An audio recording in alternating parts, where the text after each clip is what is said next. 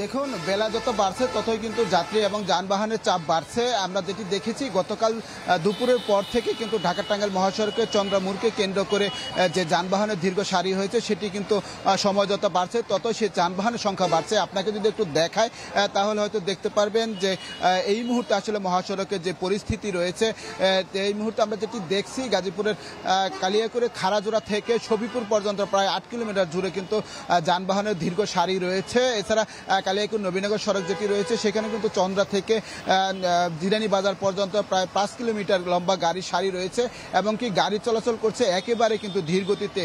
তো কিছুক্ষণ আগে কিন্তু পুলিশ যেটি করেছে কালিয়াকৈর বাইপাস এলাকাতে ঢাকামুখী যান চলাচল বন্ধ করে দিয়েছে। এই মুহূর্তে কিন্তু একমুখী গাড়ি চলছে, অর্থাৎ ঢাকামুখী যে গাড়ি ছিল সেই গাড়ি চলাচল বন্ধ করেছে। যে সমস্ত গাড়ি ঢাকা আউটগোয়িং সেই গাড়িগুলো যাচ্ছে 6 লেনের সড়ক দিয়ে।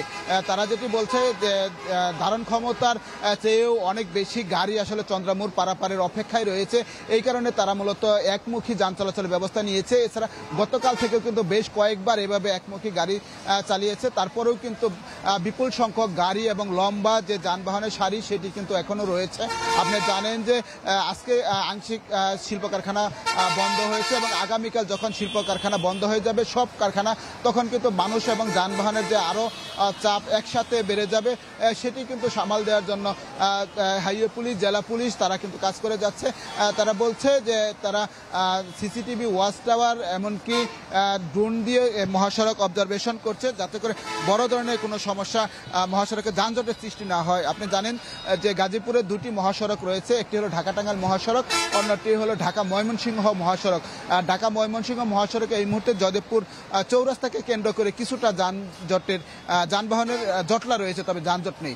এই ছিল আসলে এখানকার সড়কের সর্বশেষ পরিস্থিতি। রফিকুল, আপনাকে অসংখ্য ধন্যবাদ। আমরা এবার একটু আকাশের কাছে চলে যেতে যাচ্ছিলাম। আকাশ, রফিকুল জানাচ্ছিলেন যে চন্দ্রায় প্রচন্ড যানজট রয়েছে, আপনি তো আব্দুল্লাহপুরে রয়েছেন, সেখান থেকে কি যারা ঢাকা ছাড়ছেন তাদের কোনো ভোগান্তি আপনার চোখে পড়ছে নাকি? নগদে 500 টাকা বা তার বেশি পেমেন্টে পেতে পারেন ঢাকায় জমিসহ 20 কোটি টাকার পুরস্কার। নাইম, সড়ক পথে ভোগান্তি তা তো আসলে নিত্যদিনের সঙ্গী, যা ঈদের সময় আসলে আরও কয়েক গুণ বেড়ে যায়, যার চিত্র আসলে আমরা বেশ কয়েকদিন ধরে দেখছি। আমি এখন যেখানে আছি এটি আব্দুল্লাহপুরের এখান থেকে দিনাজপুর, রংপুর সহ আপনার বেশ কিছু বিভাগের গাড়ি কিন্তু এখান থেকে ছেড়ে যায়। যেহেতু এখানে অনেক গার্মেন্টস কর্মীরা আছেন, তারাও কিন্তু আজকে শুক্রবার ছুটির দিন, সেই ছুটি হিসাব করে কিন্তু আজকে সবাই একযোগে বেরোয়েছে। সেই হিসাবে আমরা দেখছি দীর্ঘ একটি জটের এখানেও সৃষ্টি হয়েছে।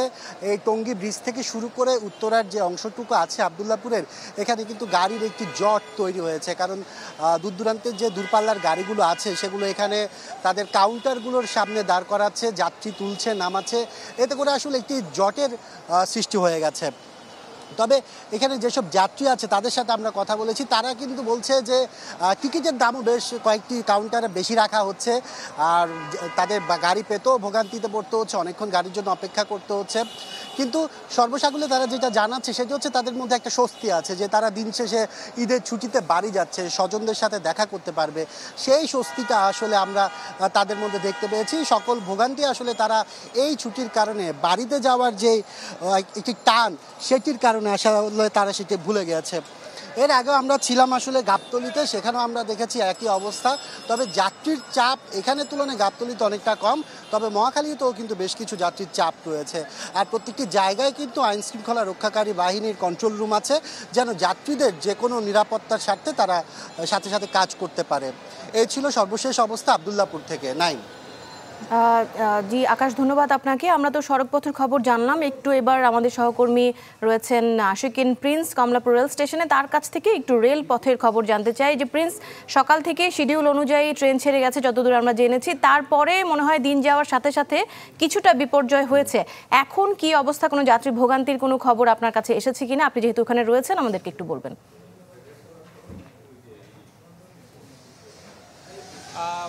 আর মাত্র দুদিন পরেই উদযাপিত হবে ঈদুল আজহা, ফলে ঘরমুখ্য যাত্রীদের চাপ কমলাপুর রেল স্টেশনে বেড়েছে। এবং এখনকার যদি চিত্র আপনাকে দেখায় কমলাপুর রেল স্টেশনে, শুধুমাত্র যে কমলাপুর রেল স্টেশন দিয়ে ঢাকা ছাড়ছেন ঘরমুখ মানুষ এমনটি নয়, বিভিন্ন জেলা থেকেও কিন্তু ঢাকায় আসছেন অনেক মানুষ। ফলে কমলাপুর রেল স্টেশনে ঘরমুখ এবং ঢাকায় আসছেন যারা, তাদের কিন্তু চাপ বেড়েছে। তবে সকাল থেকে প্রায় প্রত্যেকটি ট্রেনে সঠিক সময়ে ছেড়ে গেলেও বিকেলের দিকে বেশ কয়েকটি ট্রেন কিন্তু সঠিক সময়ে ছেড়ে যেতে পারেনি। এর মধ্যে রয়েছে চট্টলা এক্সপ্রেস এবং silk city express. Chattala express যে ট্রেনটি চট্টগ্রামের মধ্যে সে ছেড়ে গিয়েছে প্রায় 1 ঘন্টা 30 মিনিট দেরিতে। পক্ষান্তরে সিল্ক সিটি যে ট্রেনটি রয়েছে সেই ট্রেনটি ছেড়ে গিয়েছে 1 ঘন্টা 45 মিনিট দেরিতে। ফলে ওই দুই ট্রেনে যেসব যাত্রী ছিলেন তারা কিছুটা অস্বস্তিতে পড়েছিলেন, কিছুটা ভোগান্তিতে পড়েছিলেন। কারণ যখন এই ট্রেন দুটো এসেছে প্ল্যাটফর্মে, তখন কিন্তু যখন যাত্রীরা ট্রেনে প্রবেশ করেছেন, উঠেছেন, তখন বিশৃঙ্খলের পরিস্থিতি তৈরি হয়েছিল। ফলে যেসব এই ট্রেনের যারা নারী এবং শিশু যাত্রী ছিল তাদের কিন্তু ভোগান্তিতে পড়তে হয়েছে। এখন পর্যন্ত যে ট্রেনগুলো কমলাপুর রেল স্টেশন ছেড়ে যাবে সেগুলোর মধ্যে রয়েছে Chitra express, Drutojan express, Bhawal express, Kurigram express, Mohanagar express, Lalmoni express. Chattala এবং সিল্ক সিটি বাদে অন্যগুলো ট্রেন প্রায় সঠিক সময়ে প্ল্যাটফর্মে আসছে এবং সঠিক সময়ে প্ল্যাটফর্ম ছেড়ে যাচ্ছে। এবং এই কমলাপুর রেল স্টেশনে কাউকে কিন্তু টিকিট ব্যতীত কাউকে কমলাপুর রেল স্টেশনে প্রবেশ করতে দেওয়া হচ্ছে না। যেসব যাত্রীরা ট্রেন দিয়ে তাদের গন্তব্যস্থলে যাবেন তাদের অবশ্যই টিকিট দেখিয়ে কমলাপুর রেল স্টেশনে প্রবেশ করতে হচ্ছে।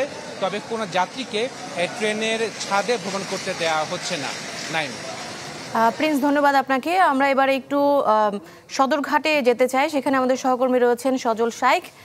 সজল, নৌপথের খবর আপনার কাছ থেকে জানবো, সেখানে কি সবকিছু সময় মতো হচ্ছে কিনা, যাত্রী কোনো ভোগান্তিতে রয়েছে কিনা, সব মিলিয়ে আমাদেরকে পরিস্থিতিটা বলুন। আমি এখন সদরঘাটে দাঁড়িয়ে আছি। জানেন যে সদরঘাটের চিত্র যদি আমি বলি, সেটি কিন্তু আমরা দুপুর থেকেই ছিলাম, তখন কিন্তু যাত্রীর চাপ ছিল অনেক। এখন কিন্তু যাত্রীর চাপ অতটা নেই, তবে দুপুরে যে সকল যাত্রীরা এসেছে তারা কিন্তু তাদের টিকিট অনুযায়ী কিন্তু তাদের নির্ধারিত যে আসন সেই আসনে কিন্তু অবস্থান করছেন, অর্থাৎ তাদের নিজ নিজ গন্তব্যের যেই লঞ্চ রয়েছে সেই লঞ্চে কিন্তু তারা অবস্থান করছেন। আমরা বিকেলে যে জিনিসটি দেখেছি যে তখন পর্যন্ত কিন্তু কোনো লঞ্চ ছেড়ে যায়নি, তবে 6টা সাড়ে 6টার পর থেকে কিন্তু বেশ কয়েকটি লঞ্চ ছেড়ে গিয়েছে এবং লঞ্চের যাত্রীর পরিমাণ যদি বলি আমি, সেক্ষেত্রে কিন্তু যদি কয়েক বছর আগের থেকে যদি আমি পার্থক্য বলি, সেক্ষেত্রে কিন্তু যাত্রীর পরিমাণ কম, তবে গতকালকের তুলনায় কিন্তু আজকে যাত্রী বেশি। এবং আমরা লঞ্চের ভিতরে এবং লঞ্চের ছাদেও গিয়েছিলাম, সেখানে আমরা দেখেছি যে লঞ্চের ভিতরে কিন্তু উপচে পড়া ভিড় ছিল যাত্রীদের এবং তারা কিন্তু লঞ্চের ছাদেও অবস্থান নিয়েছিল। তবে আমরা যে লঞ্চ কর্তৃপক্ষের সাথে কথা বলেছি, তারা যেটি বলছে যে দক্ষিণবঙ্গের যেই সকল মানুষ সদরঘাট দিয়ে তারা সদরঘাটের নৌ রুট ব্যবহার করত, তারা কিন্তু এখন পদ্মা সেতু হওয়াতে পদ্মার সেতু দিয়েই কিন্তু তারা তাদের নিজ নিজ গন্তব্যে পৌঁছায়। আরেকটি বিষয় যেটি তারা বরাবরই আমাদের কাছে অভিযোগ করছে যে পদ্মা সেতু হওয়ার কারণে কিন্তু তাদের যাত্রী কিছুটা হলেও কম, আর অপরদিকে যাত্রীরা যেটি বলছে যে যানজট এড়াতেই কিন্তু তারা নৌ রুট ব্যবহার করছে। নাইম। সজল, আপনাকে অসংখ্য ধন্যবাদ।